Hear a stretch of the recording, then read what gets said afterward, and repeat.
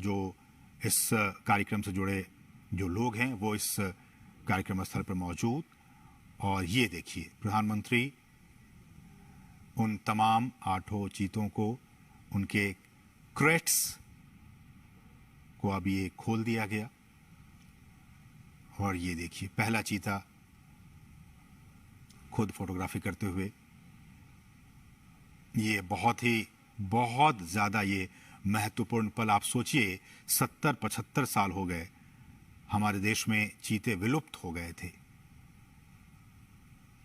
और उस विलुप्ति के बाद कई सालों तक बहुत विचार विमर्श के बाद कि आखिरकार फिर से हमारे जंगलों में कैसे चीतों की वापसी हो सके। ये देखिए, ये वही चीते, अब हमारे नामीबिया के ये चीते अब कूनो नेशनल पार्क में पहुंच चुके हैं। ये आसपास के वातावरण को देख रहे हैं, महसूस कर रहे हैं, क्योंकि एक बहुत ही अलग इन्हें एहसास हो रहा होगा नामीबिया के जंगलों से। अब ये सीधे भारत के जंगलों में कूनो नेशनल पार्क में अब ये पहुंच चुके हैं। प्रधानमंत्री इस बहुत ही महत्वपूर्ण क्षण का लुत्फ उठाते हुए और उन तस्वीरों को अपने कैमरे में कैद करते हुए, साथ में आपने देखा मध्य प्रदेश के मुख्यमंत्री शिवराज सिंह चौहान भी मौजूद थे। कुल 8 चीतों को हिंदुस्तान लाया गया है। जैसा कि हमने बताया कि इनमें 5 मादा चीता हैं और 3 नर चीता हैं। इन 8 चीतों को आपने देखा, प्रधानमंत्री ने विशेष जो क्रेट्स थे उन क्रेट्स को खोल दिया गया, और फिर वो सभी 8 चीते अब मुक्त हो चुके हैं। लेकिन ये अभी जंगलों में नहीं जाएंगे। ये एक बहुत ही ख़ास एरिया बनाया गया है। उन्हीं ख़ास एरिया में अभी ये 1 महीने तक रहेंगे, और उसके बाद फिर इनकी लगातार मॉनिटरिंग की जा रही है। मॉनिटरिंग की जाएगी। आप देख सकते हैं इन चीतों के जो गर्दन है उस पर एक कॉलर, जो GPS टैग है वो लगा हुआ है, ताकि इनकी मॉनिटरिंग की जा सके। और मैं उसी पर लौट भी रहा था कि सभी चीतों के गर्दन पर उनके नाम या फिर कोड के हिसाब से सैटेलाइट या फिर GPS VHF कॉलर्स लगा दिए गए हैं। और इसी नेशनल पार्क में जो हम आपको दिखा रहे हैं, ये कूनो राष्ट्रीय उद्यान, कूनो नेशनल पार्क, इसमें एक डेटा डाउनलोड फैसिलिटी सेंटर बनाई गई है। और इस इक्विपमेंट को, रेडियो टेलीमेट्री इक्विपमेंट को खरीदने और फैसिलिटी बनाने की सारी प्रक्रिया 4 से 6 महीने में पूरी कर ली जाती है। और ये जो आप देख रहे हैं इनके गर्दन में, इनको वहीं पे, इन चीतों को लाने से पहले ही इनको नामीबिया पहुंचा दिया गया था, और फिर इन्हें ये तमाम जो कॉलर हैं RF ये कॉलर, इनको लगाकर ही इन्हें लाया गया है। रेडियो कॉलर है इन्हें, और इनकी, ताकि इनकी जो ट्रैकिंग है, इनकी निगरानी वो हो सके रेडियो कॉलर के जरिए। और फिर इन्हें हम जैसे कि बता रहे हैं कि इनको आइसोलेशन में रखा जाएगा, और फिर इन्हें जंगलों में मुक्त किया जाएगा। तो ये कुछ अहम बातें हमने आपको बताई कि किस तरह से वहाँ पे इन्हें पकड़ा गया, और फिर उनके बाद उनको जो तमाम रूल्स एंड रेगुलेशंस हैं उनके जरिए इन 8 चीतों को भारत लाया गया है। 70 साल पहले हमारे देश में बहुत सारी चीते हुआ करते थे, लेकिन किन्हीं ना किन्हीं वजहों से वो सारे विलुप्त होते चले गए। कुछ अवैध शिकारियों के शिकार बन गए। एक भी हमारे देश में चीता नहीं बचा।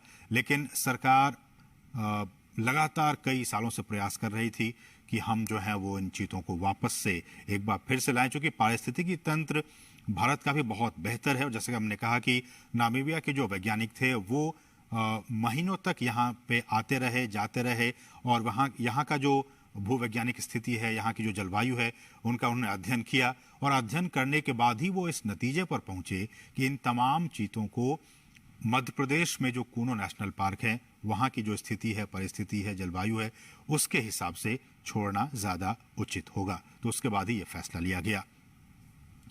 और हमने आपको बताया कि इन तमाम चीतों के गर्दन में रेडियो कॉलर लगे हुए हैं, ताकि इनकी मॉनिटरिंग की जा सके।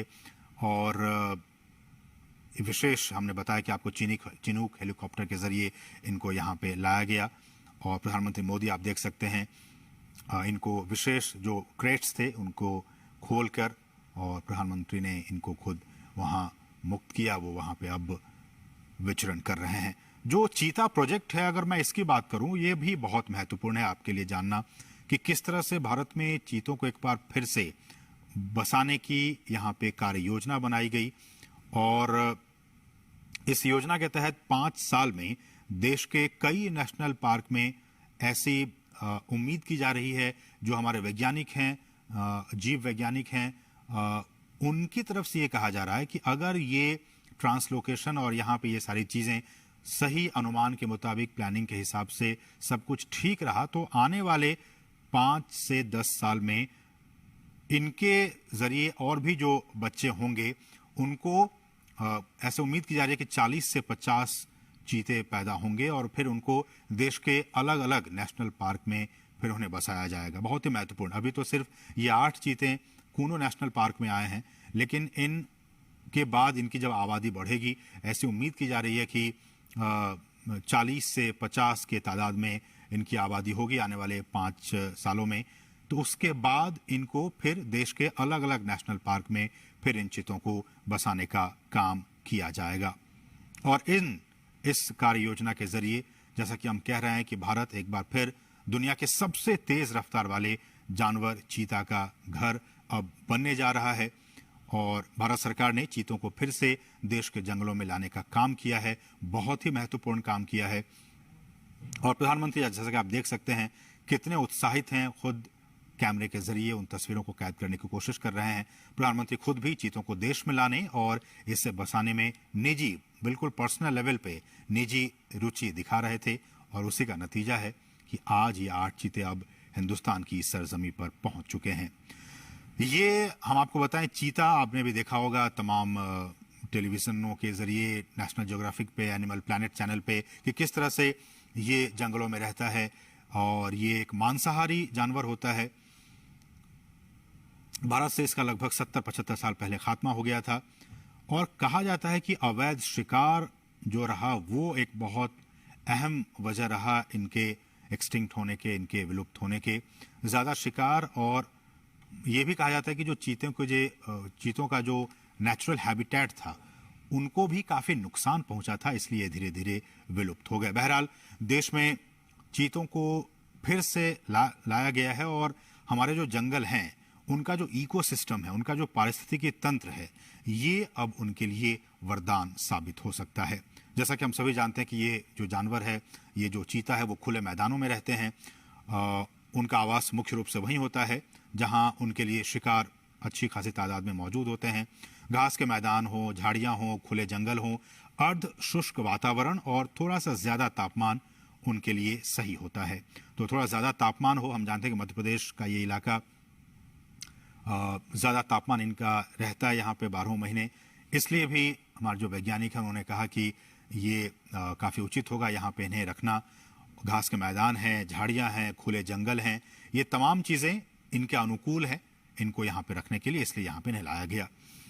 चीतों को बचाने के लिए उनके शिकार करने के आधार, उनको हमें बचाने की ज़रूरत है।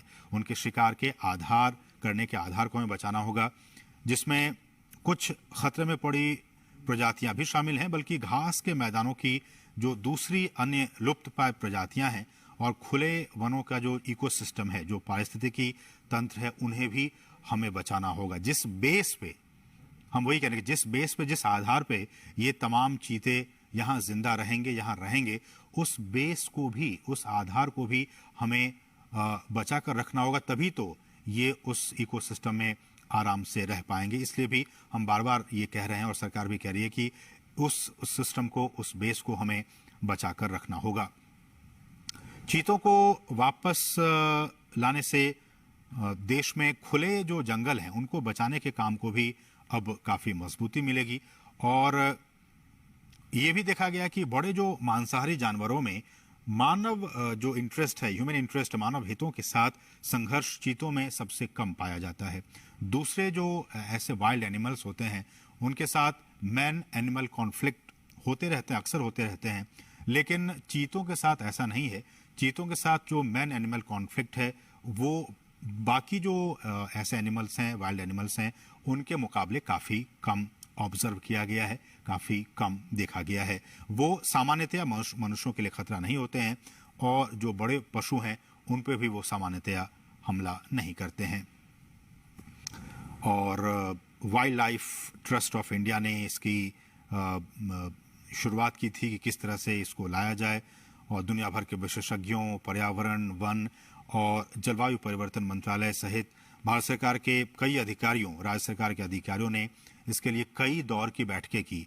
भारत सरकार के अधिकारी, मध्य प्रदेश सरकार के अधिकारी, वन विभाग के अधिकारी, नामीबिया से जुड़े अधिकारी, इन तमाम अधिकारियों की कई महीनों से लगातार बैठकें हो रही थी ताकि ये सारा जो काम है वो बहुत ही इजी वे में हो सके।